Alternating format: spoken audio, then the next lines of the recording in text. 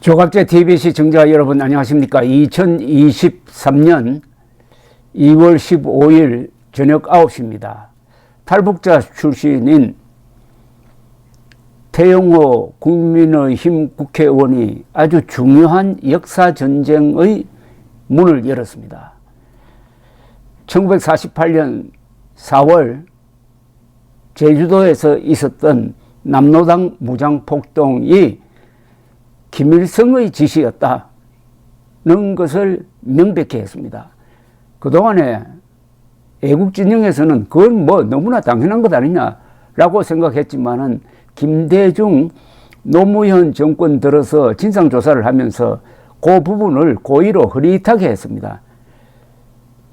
중앙당의 지시가 있었다는 증거는 없다 이렇게 이야기했습니다. 아니 중앙당의 지시가 없이 남로당 제주 지부에서 그런 어마어마한 무장폭동을 일으킬 수가 있습니까? 아니 무슨 공산당이 협회입니까? 그렇게 해가지고 김일성의 범죄 부분을 살짝 덮고 오히려 이를 지람한 국군과 경찰을 매도하는데 온 힘을 쏟고 거기 죽은 사람 중에는 우익도 있고 좌익도 있고 뒤섞여 있는데 오로지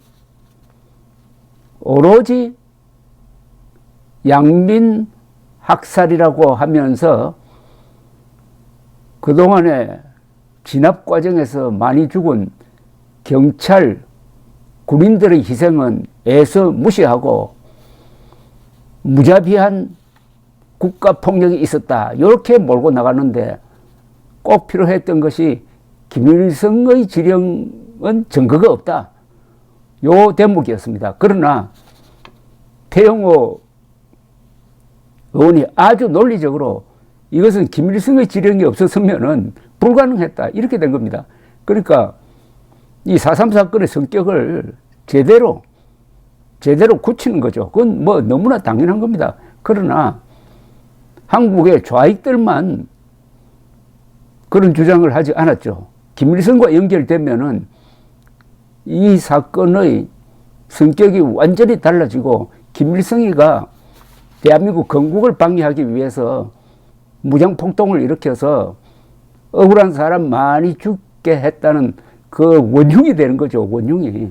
그걸 막기 위해서 더구나 문재인처럼 김일성주의자로 의심을 받을 정도 같으면은 얼마나 그 점을 챙겼겠습니까? 즉 김일성에게 누가 안 가도록 하려면 어떻게 됩니까? 국군과 경찰만 욕하면 되는 거죠. 그런데 그야말로 혜성과 같이 태영호 의원이 나와가지고 이 주장을 공개적으로 하니까 지금 민주당이 멘붕 상태입니다. 그러나 태영호 의원은 물러서지 않을 겁니다. 아니 물러설 수가 없어요. 진실과 거짓의 대결인데 진실편에 선 사람이 어떻게 물러섭니까? 국민의힘은 아마 확전하려고 하지 않겠죠. 그러나 국민의힘은 국민의힘이고 이건 태영호 의원이 버티고 그리고 우리 애국 시민들이 들고 일어나가지고 태영호 의원 편, 즉 진실편에 서가지고 이번 기회에 이 4.3 사건의 진상을 확실히 규명하고 교과서에 반영할 필요가 있습니다. 그런 점에서 태영호 의원이 정말 고맙습니다. 태영호 의원이 이 페이스북에 오늘 다시 올린 글을 읽어보면 정말 공부가 됩니다. 태영호 의원 아니면은 이런 글을 쓸 수가 없어요. 역시 북한에 있었던 사람이므로 이런 시각이 유지된다 하는 걸 생각한다면은 역사적인 지금 전쟁을 태영호 의원이 시작했습니다. 이거 질 수 없는 전쟁입니다. 우선 읽어드리면서 제가 해설을 하겠습니다. 태영호 의원 오늘 페이스북입니다. 내가 제주 4.3 사건은 북한 김일성 지시로 촉발됐다고 주장하자 14일 민주당은 나를 국회 윤리위에 제소하겠다고 밝혔다. 어불성설이다. 오늘 아침 언론 보도를 보니 어떤 분은 제주 4.3 사건을 김일성이 3.1 운동도 김일성이 했다고 주장할 거냐는 식으로 나의 주장을 호도했다. 우리 정부 진상보고서에는 1947년 3.1절 경찰이 시비군중에게 발포해 6명 사망, 8명 중상을 입힌 사건이 4.3 사건을 촉발했다고 돼 있다. 보고서 어디에도 김일성 지시로 4.3 사건이 촉발됐다는 내용은 없다. 남로당 제주도당이 조직적 반경찰 활동을 전개했다면서도 남로당 중앙당의 직접적인 지시가 있었다는 자료는 발견되지 않고 있다고 명시하고 있다. 보고서의 이 부분을 보면은 무장폭동이라는 단어가 없고 마치 그 무슨 민중인권활동처럼 읽혀진다. 김대중 대통령도 공산주의자들의 무장폭동이라고 했고 노무현 정부 때 진상조사에서도 남로당 제주도당의 폭동이라는 점은 인정했다. 그런데 누가 시켰는지 김일성가 시켰는지 이 부분은 싹 감추었다는 이야기입니다. 이걸 지금 태용호 의원이 지적하고 있는 겁니다. 내가 말하고자 하는 것은 제주도당이 왜 무장폭동을 일으켰느냐 이고 결국 제주 4.3 사건의 진실규명에서 가장 먼저 해명해야 할 문제는 남로당 중앙당의 직접적인 지시가 있었느냐이다. 당시 박근형 등 남로당 지도자들은 미 군정의 체포를 피해 평양으로 들어간 상태이고 소련 공산당의 지시로 남로당에 대한 직접적인 지휘권은 김일성의 평양 중앙으로 이관된 상태였다. 그러니까 그때 이미 지휘체제가 김일성이 남로당을 지휘하고 있었다는 겁니다. 김일성은 남북 총선거와 50 단독선거 반대를 당 결정으로 채택하고 평양 라디오 방송은 매일 거국적인 투쟁에 나서라고 선동했다. 따라서 남로당 중앙의 직접적인 지시가 없었다는 주장은 터무니없는 주장이다. 4.3 사건은 남로당 제주도당의 결정으로 일어났다. 다음으로 공산당의 운영 방식을 보아도 김일성의 지시는 명백하다. 공산당은 중앙당 유일관리제로 운영된다. 유일관리제란 중앙당 결정을 거부해도 처벌받고 중앙당이 결정하지 않은 문제를 자의대로 결정해도 처벌받는 강철 같은 당 운영 방식이다. 당 중앙의 지시 없이 어떻게 이런 일이 있었겠느냐 입니다. 여기서 당 중앙이라 하면은 결국 김일성을 의미하는 겁니다. 당시 제주도당의 일부 지도자들이 무장폭동을 주장했다고 해도 후에 김일성의 허가를 받지 못했다면 즉시 중단하고 배를 타고 북으로 도주했어야 했다.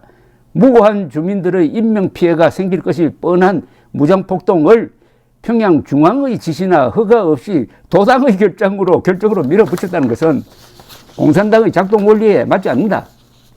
마지막으로 4.3 사건에 대한 김일성의 평가이다. 4.3 사건은 당시 평양 중앙에서 김일성과 박은영 사이에 보이지 않는 권력투쟁이 일어나고 있던 때에 발생한 사건이다.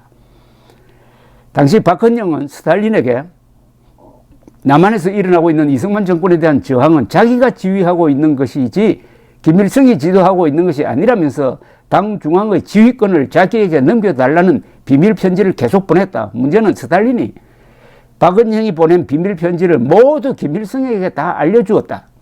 이렇게 김일성과 박은영 사이의 갈등은 6.25 전부터 시작되었고 김일성은 박은영과 남로당 지도자들을 숙청할 기회만 엿보고 있었다.